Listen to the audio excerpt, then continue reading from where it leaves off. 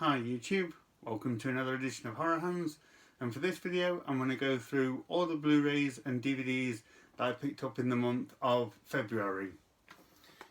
So first movie up is Amityville Scarecrow. So I do like my Scarecrow movies. Unfortunately not many of them are very good.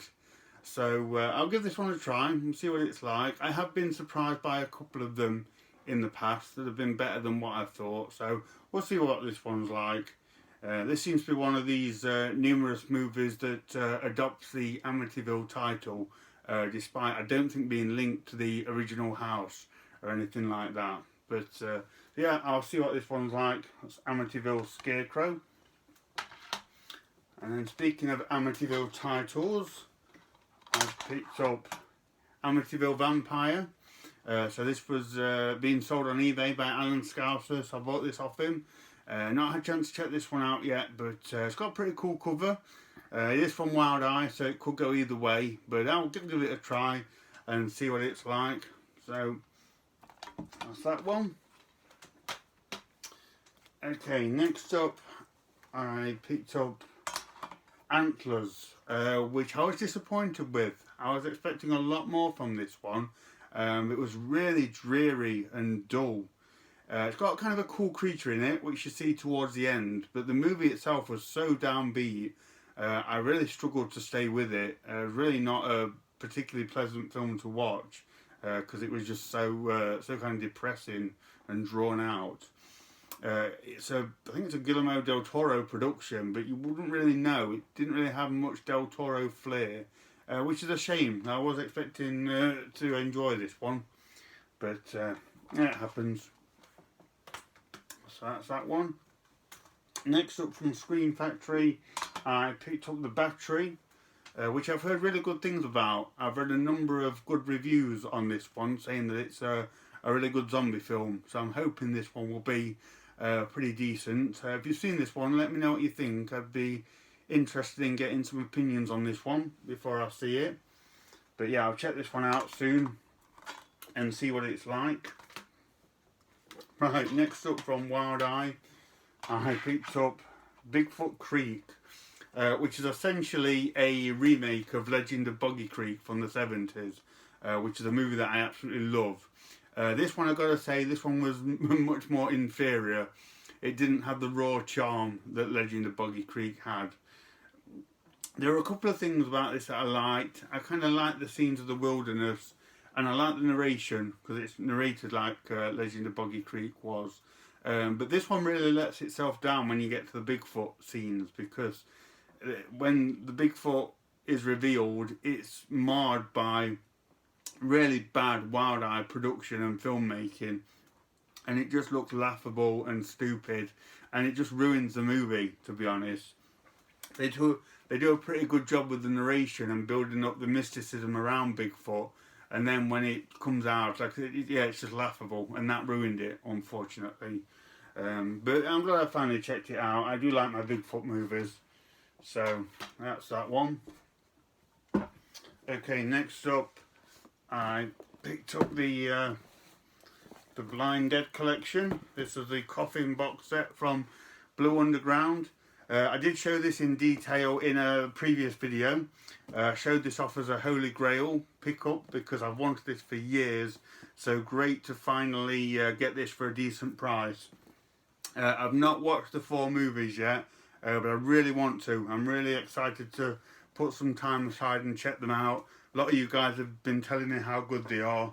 So yeah, I'm really happy to finally get the Blind Dead collection into my collection.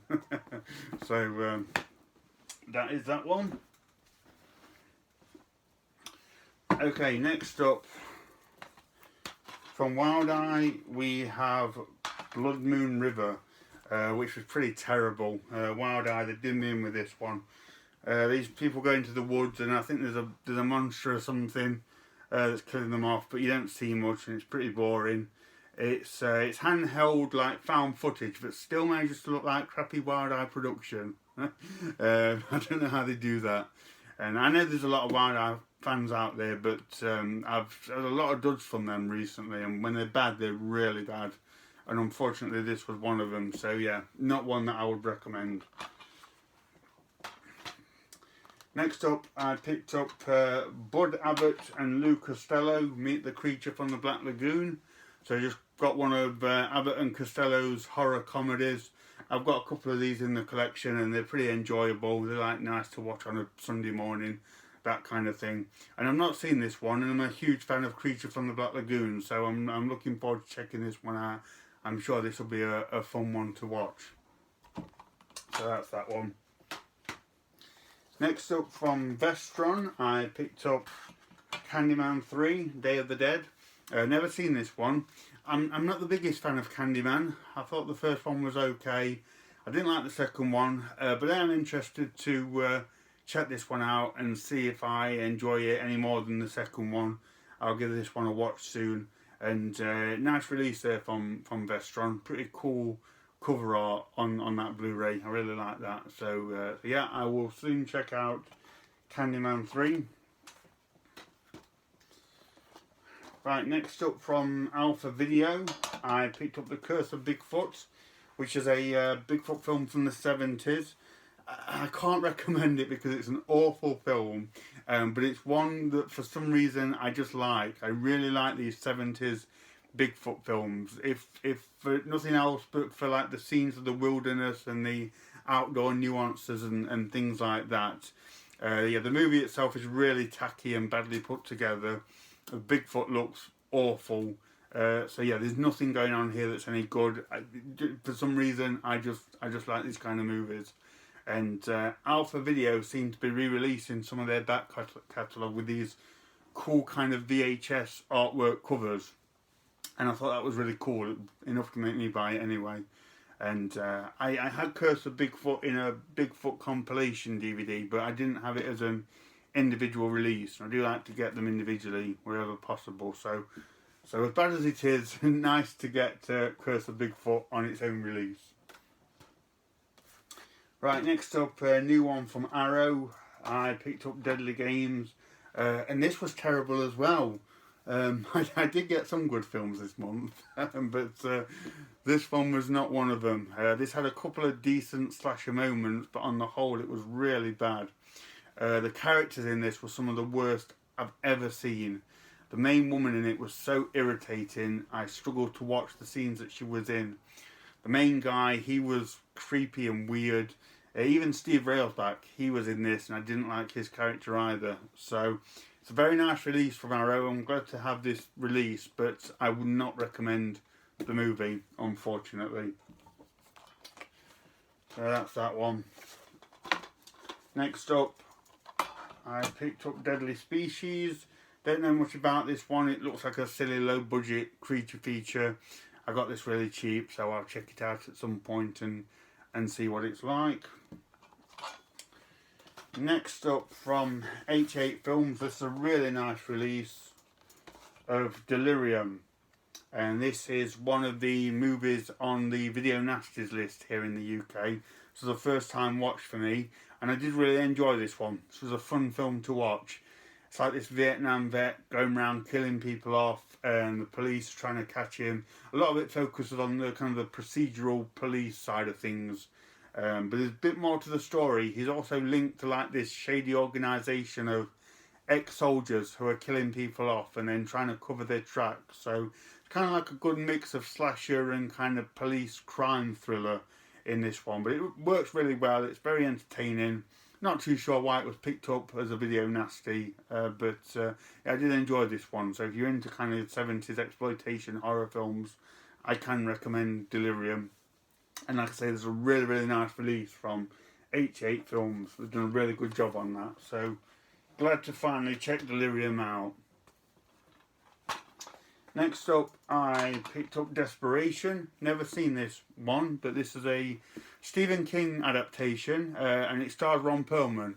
I was quite interested to see Ron Perlman in a Stephen King film. That's enough to sell it for me. So I'll check this one out at some point, and hopefully I'll enjoy it. I do usually like my Stephen King adaptations, even the silly ones. So yeah, we'll see how we go with that one. Next up from Indicators, there's a new one from them. I picked up The Devil's Men, which I did see a long time ago. I saw it as Land of the Minotaur, and it wasn't very good. I don't think there was any Minotaur in it, which was disappointing. And even Donald Pleasance and Peter Cushing couldn't really save this one. It was very dull and slow going. But this was a really nice release, and I didn't have it in the collection, so I wanted to pick it up so that I had it. I will watch it again to see if I enjoy it anymore. It's not that high on the watch list right now. But nice to see this get a release, I must admit. That's The Devil's Men. Next up from Arrow, another one of their new releases. This is Don't Go in the House. This is a limited edition, like VHS style release that was on Arrow's website. Really nice release. And this is another film that was on the Video Nasties list here in the UK. It's one that I've wanted to get for a long, long time. So I jumped on this straight away when I saw that Arrow was releasing it. And I really like this film. It was not the film I expected. It was very different to what I thought it would be. But really well made. Great performances. Particularly good acting from the lead guy. He was very convincing, which is not always the case in these Video Nasties movies. But this tells the story of this kind of this sort of guy. He lives with his abusive mum. She dies, and he kind of goes a bit psycho. He abducts women, and he has a house in his room that's like a steel house, where he kills women with a flamethrower. And I think you only see one on-screen death, but the death by flamethrower scene has to be seen to be believed. It is so well done. And I remember hearing how they did it. It was quite ingenious for a low-budget horror film. I think they filmed him firing the flamethrower, filmed the woman strung up separately, and then overlaid it on with camera lenses or something and put it together. And it looked like he was really firing at her for real. And it's an amazing effect. So good how they do it. The rest of the film is pretty slow. It's slower than what I thought it would be. It reminds me a bit of The Driller Killer, similar kind of tone, and it's like a movie that was made infamous by one quick, shocking, violent scene, but after that becomes quite a slow burn character study. It's very, very similar to that. Another thing I thought was interesting about this one was like the colour scheme. To say it's about a guy that kills people with fire, it's a very cold looking film. I think it's set around winter time, and it uses like very kind of like blue and grey palettes on the screen. Really interesting cinematography. So yeah, very, very uniquely made movie and kind of different for the Video Nasties list. So glad to finally check that one out, and I did enjoy it. Okay, next up from 101 Films, I picked up Effects, which I don't know much about. I think this is a low budget film that was made by Tom Savini and Joe Pilato in the early 80s, but I really don't know what else to expect. I did read the blurb on the back, and even that didn't really give me much to go on, so I'll have to check it out. I think it's a bit like it like breaks the fourth wall. It's a bit self-referential, but I need to see it to know more. But it looks like it'll be an interesting watch. If you've seen it, let me know what you think. It's not one that I know anything about, to be honest. Okay, next up from Arrow, I picked up the Herschel Gordon Lewis Feast box set, which features a number of his movies. You always need a bit of Herschel Gordon Lewis for the collection.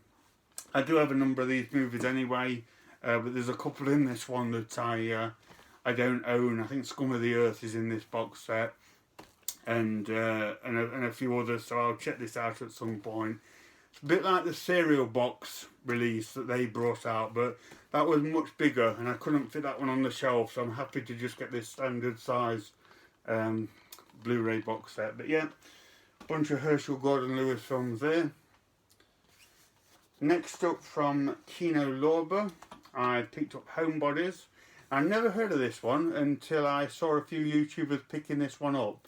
Interesting film. It's about a bunch of old people who live in this like tenement, and they're being forced out by these developers that want to knock it all down, and they kind of start killing off the builders in order to halt the work, and it gets a bit out of hand. Yeah, and quite enjoyable movie. Pretty fun in places. It's not aged particularly well, and although it makes you smile, it does have quite a quite a tragic ending to it, really. But yeah, it was an okay movie. Like I said, I've never seen it before, never heard of it before, so good to check this one out and see what it was like. Pretty decent release there from Kino Lorber as well. So that's Homebodies. Next up from 101 Films, I picked up Jungle Trap. This is more shot on video trash of these people that go into the jungle. They go to this hotel-like place.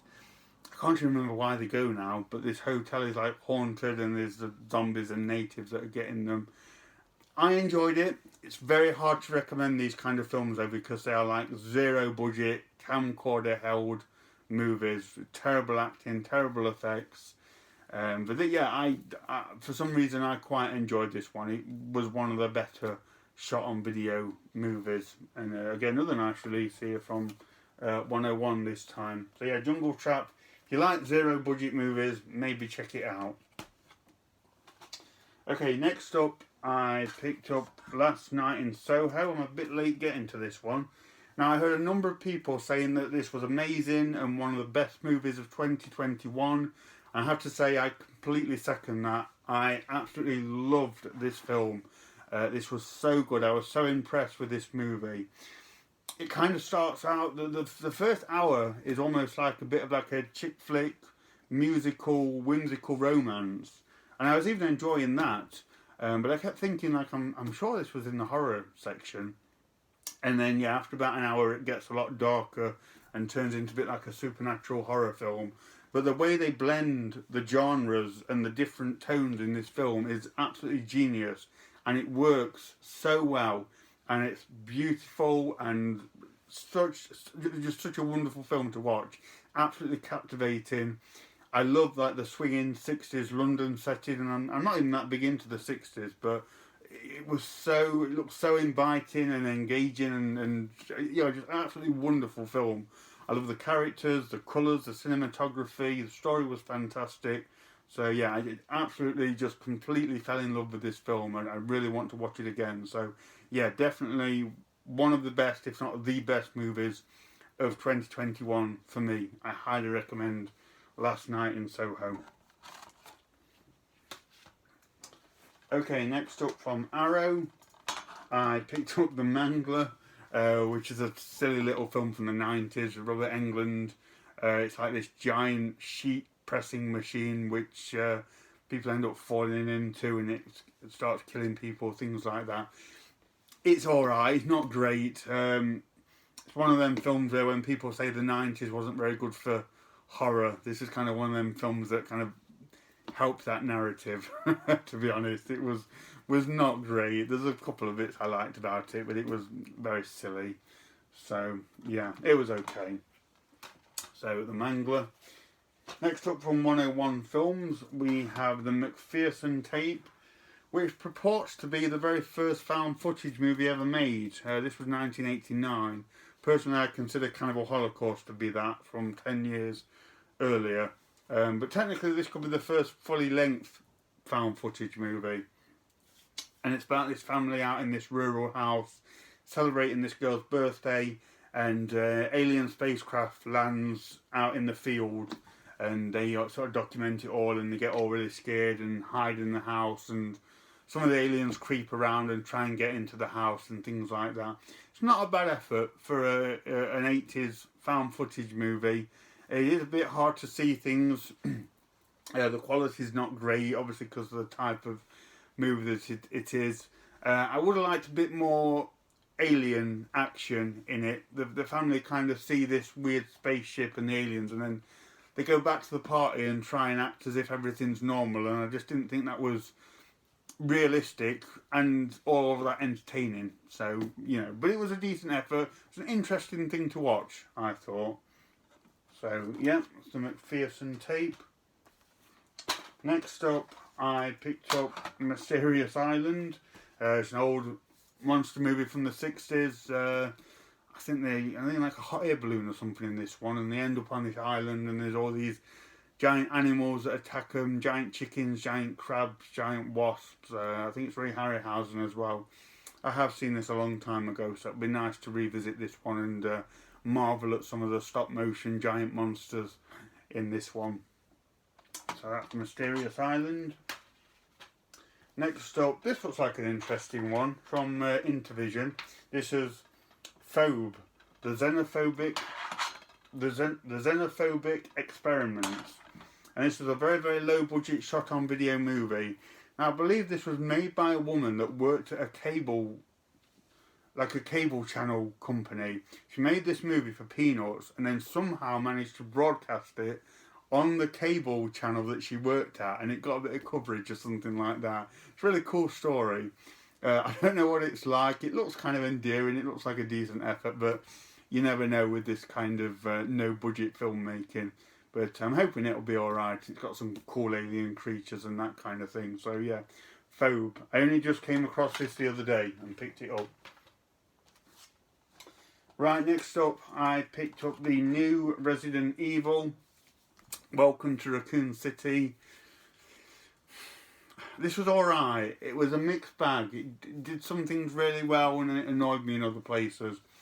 It mainly based on the Resident Evil 1 and 2 video game, and some of the attention to detail was amazing, particularly Resident Evil 1 when they go to the mansion.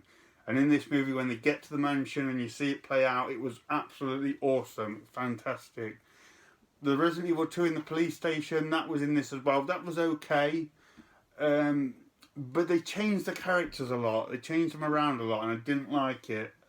Claire and Leon in particular were awful and kind of ruined the movie. And it was a bit frustrating that they, in some ways, they paid so much attention and respect to the video games. And then in other times they just changed the characters really arbitrarily and they were terrible. So, very mixed bag. There's things about it I really liked, but there's other things I could nitpick about it all day, but I won't. It was alright. There were things about it that I liked. It wasn't the disaster that I was kind of expecting. Okay, next up, this is an interesting one. This is Sargad, which is a Swedish film. Sargad means wounded. And this was written by and starring fellow YouTuber Sarah of Horror. So I bought this off her. She was selling this off her channel. And I got it in. Sarah signed it as well. She put to Bryn, thank you for the support, which is really cool. And I've got to say, Sarah, I really enjoyed this film. Like, legitimately really enjoyed it. Very low budget effort.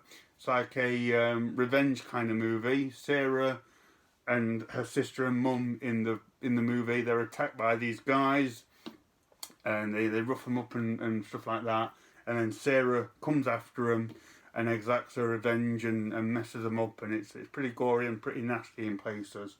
But yeah, Sarah, you did an amazing job in this film. You had to act out some pretty intense scenes, and very believable, very well acted, and everyone in this did a fantastic job. So yeah, well done on this, Sarah. I did really enjoy this film. So yeah, really nice, unique addition to the collection there, so thank you again for that, Sarah. Next up, I picked up Shutter Island. Not watched this for a long time. I went to the pictures to see this and found this to be a pretty cool, quite engaging, sort of gloomy gothic mystery thriller. I felt a bit like Wicker Man vibes when I was watching this for the first time, so I'm wanting to check this out again and just remind myself what it was like. But yeah, pretty cool film, pretty dark in places. Yeah. Right, next up from SRS Cinema, pretty extreme stuff here. We've got Snuff Tape Massacre. It's not particularly great. It's just these two guys that they abduct this disabled girl and her carer and just proceed to torture them and kill them on camera, and that's it. It kind of borders between being really boring, but then there's a few scenes in it which are really, really not very pleasant, and really kind of go beyond the regular threshold. So it's an uncomfortable combination really of boredom and then kind of disgust. So yeah, it didn't have any kind of substance or anything like that. It was very sort of without any kind of personality or charm. It was literally just a handheld camera of these poor women being killed. But yeah, pretty boring as well, like I say. Not one I'd recommend. I don't know who would like this one, quite frankly. Next up from IFC and Scream Factory, I think, yeah, we have Sputnik, which is a Russian film about this cosmonaut that comes back to Earth after a bad landing in space or something, and he's harbouring this alien inside him, which kind of comes out, and he's being kept by this research military station who are looking to do things with the alien. It's not bad. It's got a pretty good story. I kind of was wanting a bit more from it. It dragged a little bit and became a bit more like a character study between this guy and this woman. I would have liked a bit more alien action again. I would have liked that a bit more in this movie. But it was certainly an interesting film.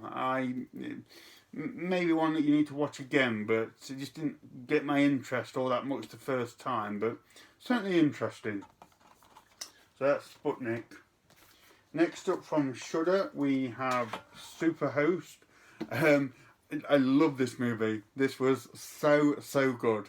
This is about this couple. They are YouTubers, and their channel is all about staying at and reviewing guest houses and bed and breakfasts and things like that. And they go to this beautiful house in the country, which is owned by this young lady. And it's one of those films where they're staying there, and you just get the increasing sense that something's not quite right. And weird things start to happen. This woman gets creepier and creepier and creepier until things happen and you realise what's going on. I kind of predicted what was going on early on in the film, but I absolutely loved it. This was such an entertaining and engaging movie. It was really creepy. I loved the young lady who played the owner of this guest house. She did an incredible job. She was really creepy and made you feel uncomfortable. So yeah, I highly recommend Superhost. I thought this was a really good, fun, scary movie. Next up, I picked up Titan, which I've not had a chance to watch yet. I've heard a lot of people say this is fantastic. Heard a lot of people saying this was the best movie of 2021. So I'm really eager to check this one out and see what it's like. I'll get round to this one pretty soon. And then last up for this month, I picked up The Wasp Woman, which is a pretty fun creature feature from the 50s.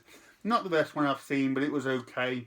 It's like this woman, she owns this cosmetic company and she wants to try and make herself younger. So she gets this scientist to do something with like this royal jelly from wasps. And she injects it into her face, but it turns her into like this wasp monster. It's pretty cool. It's Roger Corman as well. So a pretty decent 50s movie. So that is everything that I got in February, guys. As always, feel free to let me know what you think of any of these movies.